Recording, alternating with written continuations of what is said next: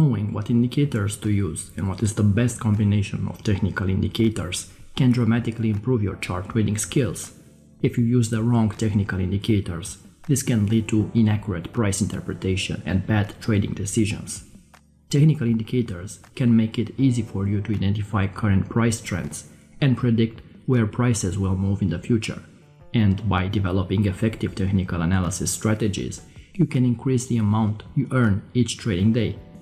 When it comes to indicators, we can divide them into 4 classes: trend following indicators, momentum indicators, volume indicators, and volatility indicators.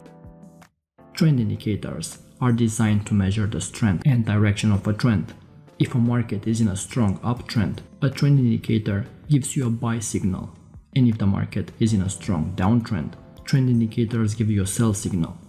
However, since indicators are based on past price data, most trend indicators lag the price and give trading signals after a trend has already been established.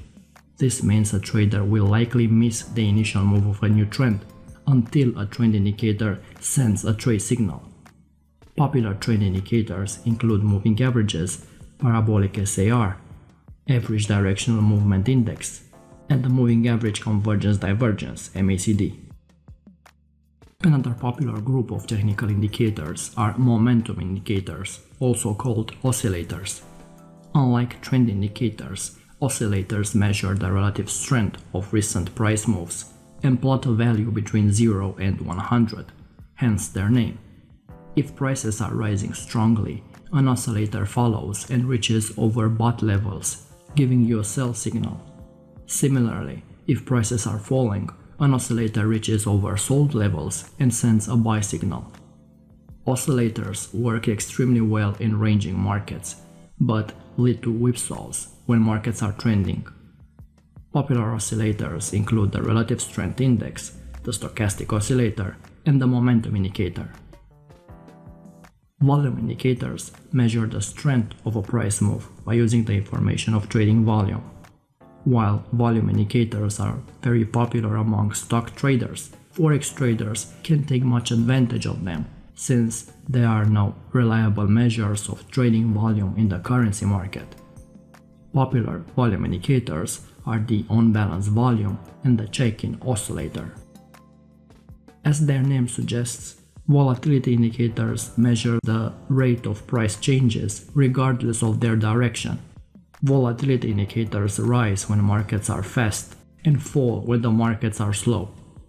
Popular volatility indicators include Bollinger Bands and the average true range. As you can see, while these categories of indicators are trying to determine the same thing, whether prices are about to increase, decrease, or remain stable, the angle they each offer is unique. Looking at the market from multiple different angles can help you to develop a more accurate, realistic, and actionable perspective. Knowing which one belongs to which category and how to combine the best indicators in a meaningful way can help you to make much better trading decisions. What you need to realize is that while all technical indicators are useful, they each have their own set of weaknesses, and combining indicators in a wrong way can lead to a lot of confusion, wrong price interpretation, and bad trading decisions. The biggest problem with traders is the fact they use different indicators which belong to the same indicator class, and then show the same information on their charts. If you take a look at this chart, we added 3 momentum indicators: the MACD, the RSI, and the stochastic. Essentially, all 3 indicators provide the same information because they examine momentum in price behavior. You can see that all indicators rise and fall at the same time, turn together, and also are flat during no momentum periods. So if you trade with a multi-indicator strategy that uses the RSI, the MACD, and the stochastic indicator, you are basically using 3 types of technical indicators that belong to the same category. These are all momentum indicators that are going to display the same kind of information in one way or another. Another common mistake is using only trend indicators. This example shows a chart with 3 trend indicators. a parabolic SAR, a moving average, and Keltner channels. Again, the role of these indicators is the same, identifying trend direction. You can see that during a trend, all indicators are practically indicating the same thing. At the same time, during ranges, they all offer bad signals. I hope you see the problem with adding multiple indicators showing the same information. You will end up giving too much weight to the information provided by the indicators, and you can easily miss other crucial things.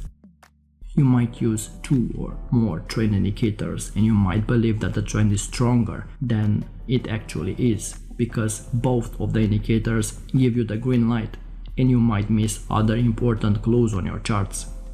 The problem with using unfitting technical indicators is that you might actually think the trade signals are stronger if all indicators point in the same direction, and this is completely wrong.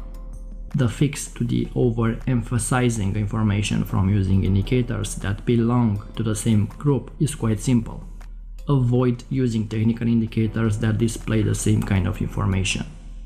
The best strategy with multiple indicators combine indicators that show a different type of information.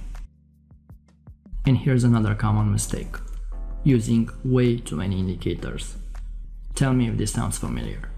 You find a strategy or an indicator on a forum or here on YouTube. You decide to backtest it on a demo. You take a look at your charts and spot a few good entries. The only problem is that it's missing something. Yes, a few more indicators, filters to keep you out of bad trades. So what can you do? There's only one answer. Add more indicators, of course. You open your trusty folder of indicators and start trying out different ones. You backtest again, and now the strategy gives you better results. But still you have some losses, and since you are on a quest for the Holy Grail, you add another filter, and another until you realize your charts start to resemble a Christmas tree.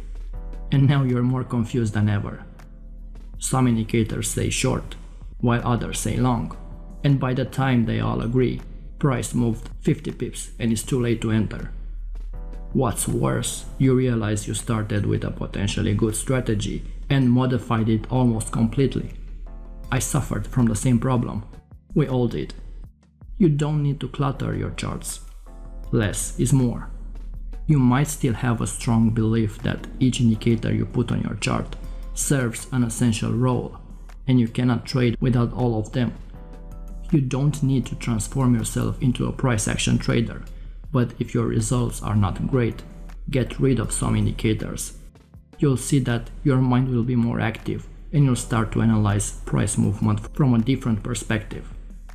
So limit your use of indicators to 2 or 3 maximum, preferably 2. Don't try to filter out all losing trades with the use of indicators. You'll end up filtering out the good trades as well. Don't just add a new indicator after a loss, because losses will occur even if you use 100 indicators. Let indicators confirm your trade bias and don't follow them blindly. Now here are several combinations of indicators that you can use. First, one trend indicator and one momentum indicator. You could use a moving average to determine the trend, and the stochastic, for example, for confirmation or as an entry point. If you watched my stochastic video, you already know that I like to use the 200 EMA to identify the trend, and I use the stochastic to find divergences in the direction of the primary trend. When a price is above the 200 EMA, I plan to take long trades when the stochastic shows a divergence, and when a price is below the 200 EMA, I take short trades based on the same divergences offered by the stochastic. You could use a volume indicator and a trend indicator. I prefer to use the OBV in combination with a moving average. My personal preference is to add a long-term moving average on the on-balance volume. This helps me to determine the direction of the trend, as this crossover offers an excellent outlook on the prevailing trend on the market. When the OBV is above the moving average, I search for long positions in the direction of the main trend. When the OBV is below the moving average, I take only short positions. Another combination is a volatility indicator and a momentum indicator. I like to use the Bollinger Bands and the RSI indicator to search for divergences when the Bollinger Bands are flat. You can use any other indicators. What type of indicator you decide to use to develop a strategy depends on what type of strategy you intend to develop. This relates to your trading style and risk tolerance. If you seek long-term moves with large profits, then you might focus on a trend-following strategy and therefore utilize a trend-following indicator, such as the moving average. If you're interested in small moves with frequent small gains, you might be more interested in a strategy based on volatility. Again, different types of indicators may be used for confirmation. Traders often talk about the holy grail, the one trading secret that will lead to instant profits. Unfortunately, there is no perfect strategy that will guarantee success for each investor. Each trader has a unique style, risk tolerance, and personality. As such, it is up to each trader to learn about the variety of technical analysis tools that are available, research how they perform according to their individual needs, and develop strategies based on their results. If you got any value from this and learned something new, don't forget to subscribe, hit the bell icon to enable notifications, and leave us a like to show support. Until next time.